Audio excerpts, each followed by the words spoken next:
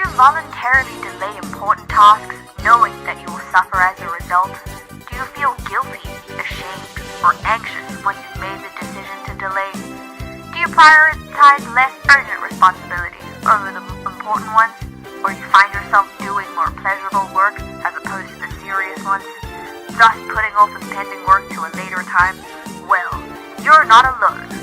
According to Dr. Joseph Ferrari, one of the leading researchers on the topic of procrastination, having published his first study in 1988, says 20% of people suffer from chronic procrastination.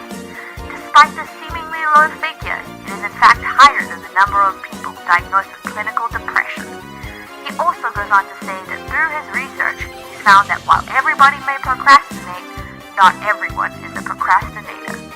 Chronic procrastinators have perpetual problems with finishing tasks, whereas situational ones delay based on the task itself.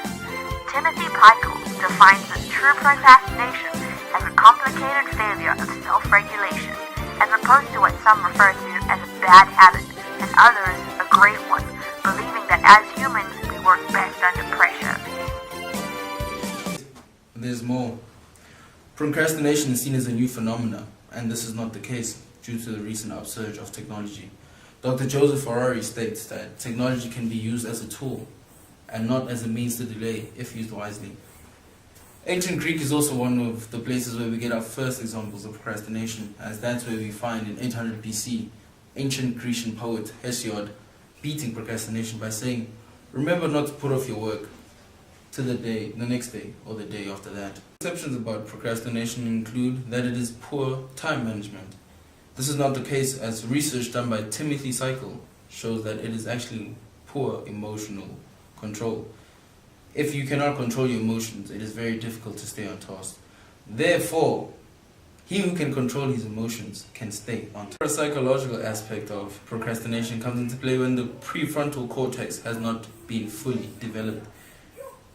Other risks include impulsivity and low self-discipline, i.e. Well, we here at Procrastination Group 2 have the solutions for you. Cause 1. Fear of failure, which means the lack of action means that you cannot fail. The solution to this problem is train yourself to understand that failure is a part of the game. This is why we do life, in general. And it's actually worse if you do not try, because then you'll never know what your limits are. And you actually then prepare yourself to always never try. And that should never be the case. Solution to this problem is to understand and accept that failure is not fatal. Cause 2. Excessive perfectionism. This comes into play when you're supposed to do something new. The solution to this problem is aim to do your best and be happy with the output. Now, other less significant issues that come through when you see procrastination is the lack of energy and the lack of focus, which can be easily changed and increased by a healthier living lifestyle and eating healthier foods.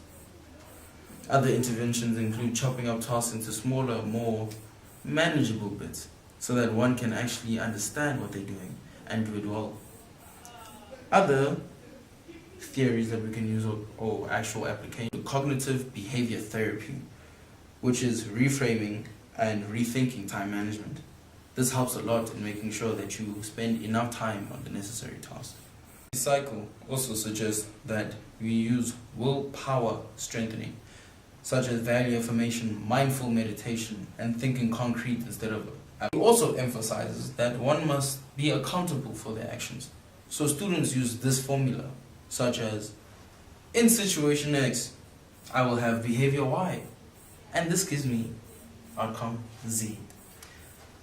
This is called intentional implementation. Visit his website for more information and knowledge and tips on www.procrastination.ca. For the low price of doing it right now, literally right now, procrastination can end. So go do it. Even if you don't want to, even if your mom said you shouldn't, go do it.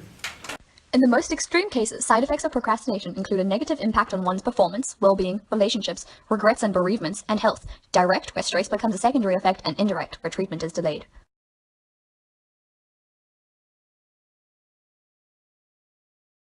So, talking about psychology, I had a good time. I think learning about performance psych was dope because I'm trying to be a better sportsman.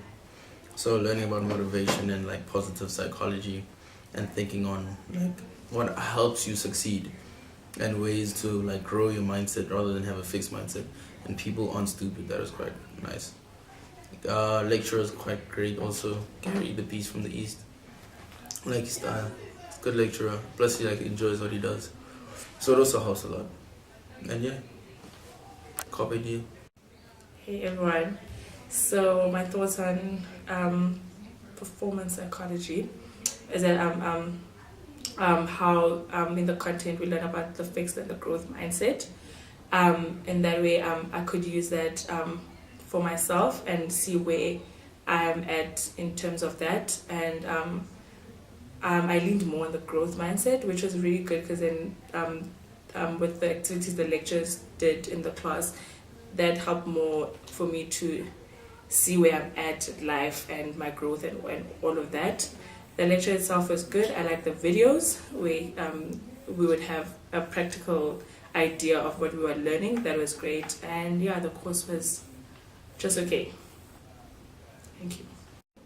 Okay, so start of my reflection. Initially, I didn't really enjoy positive psychology because I didn't find the sport very interesting.